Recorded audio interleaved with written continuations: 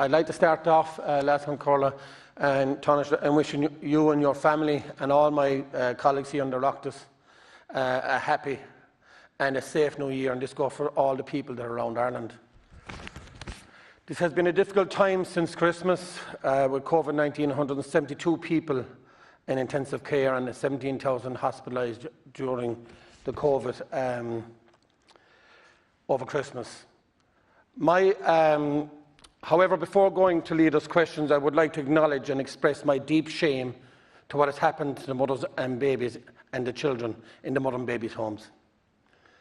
This wrong can never be undone, but by recognising and acknowledging the shame, stigma, neglect, and of what happened to these mothers and their babies is the first step to the healing and the progress for the hurt and the humiliation. The abuse of power by the state and church and local authorities is totally unacceptable. Deputy Connolly, I thank you. You put it very well last night.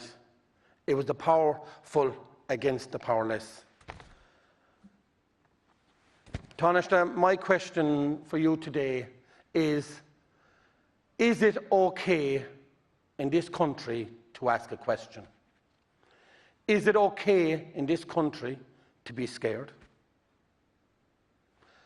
6 weeks ago, I was asked, would I take the vaccine? And I gave on the day, 6 weeks ago, I was asked, would I take the vaccine? On that same day, I answered truthfully that I would have, not at present, that I'd have to speak to my doctors. Why? Because they were dealing with something on an underlying condition that I was dealing with myself. And my doctors have told me that when the vaccine becomes available, they will advise me to take it, and I will take it. But people have put out a stigma at the moment that it's not okay to ask a question. Vicky Phelan, who was on the Late Late Show during the week, said that she has the highest respect, as I do myself, for the care and the frontline workers in this country. But she said it's okay to ask a question. And it's okay to question things to get the answers. My job as a politician, as an elected representative for Limerick, is to ask the questions and look after everyone, no matter if you were in favour of taking a vaccine or if you weren't. My job is to encourage you. My job is to help you in whatever way I can. And my advice to anyone that has concerns over the vaccine is consult your GP. Who knows you best but your own GP? Thank you. Thank you, Deputy. Taoiseach.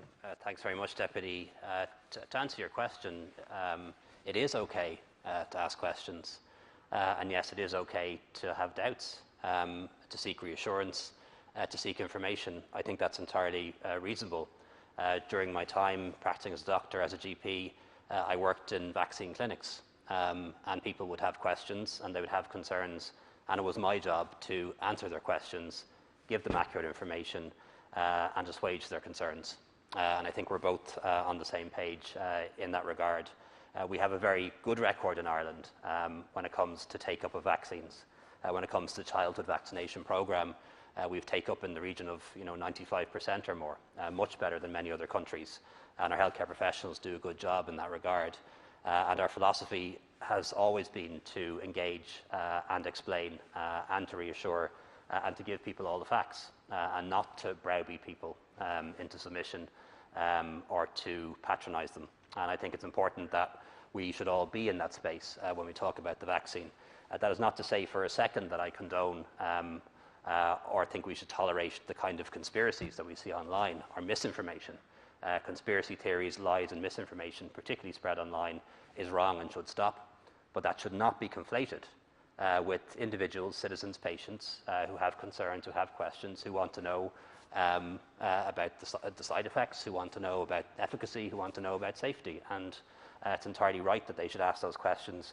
And the job of us as government, as politicians and as healthcare professionals is to provide the information, to engage, to inform and to reassure. And I think that would be the best approach as we go forward. As things stand at the moment, Far from vaccine hesitancy being a problem, the problem at the moment is supply. There are many more people who want the vaccine now than we have vaccines. So I do think we will achieve that 70–80% that we need for herd immunity. As I said earlier, this vaccine is going to be offered to everyone. It is going to be free of charge. It will not be compulsory. It is safe and effective. It may be the case that this vaccine was developed more quickly than any other vaccine in the past, but no corners were cut in terms of the trials and the clinical data. And it is a vaccine that people will need 2 doses of to get full protection, those 2 doses being 3 to 6 weeks apart. Thank you. Thank you, Tánaiste, and I agree with every sentiment that you have said. So you will be right in saying, Tánaiste, that it isn't okay for one of your junior ministers to come out and call people cowardly for people that were asking medical advice and asking questions, because your junior minister for Limerick came out and stated this on a newspaper, that people that were cowardly, that asked questions. That to me is completely wrong.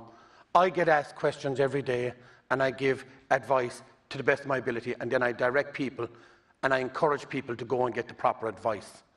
That is what we are here to do. I have people ringing me from UHL that said that they haven't been vaccinated yet there have been people that are not working within the hospital system that are out on leave have been called in for their vaccinations. I've had people yesterday that have been called twice to get their vaccinations, to be told within the hospital system that they're out of it, but they were called twice to get it, and now they've been told come back in a few days' time that we might have it then. I have never questioned the frontline staff in this country. I commend them wholeheartedly. But I do question the management of certain hospitals in how to manage this pandemic and how to manage their staff. And do not call somebody for a vaccine if you do not have the vaccine. Thank you. Thank you. Tánaiste. Thanks, Deputy. It's always okay to ask questions, particularly if the purpose of asking the question is seeking information. There's a difference when people ask questions for rhetorical reasons, when they're trying to make a point rather than seek information, and that is different. And I think we all recognise that. Just in relation to what's happening in terms of our hospitals, I do know there have been issues from time to time in individual hospitals on individual days of vaccines running out and so on. But by and large, the people who are providing our vaccines in our hospitals and healthcare settings are doing a very good job. And sometimes, in some places and on some days, things may go awry, but generally they're doing a very good job. And we do now expect, certainly before the end of the month, by the weekend after this, everybody in a nursing home and everybody working in a nursing home will have been offered their first dose and will have had their second dose by the middle of February. And bear in mind, over 60% of deaths occur to people who are resident nursing homes. So think of the difference alone, the different space alone we could be in a few weeks' time when we've achieved that. And it's intended that all healthcare workers will have received their first dose and their second dose by the end of February. Thank you, Tánaiste. And then, of course, we'll be able to move on to the over 70s, which are the next group thereafter. Generally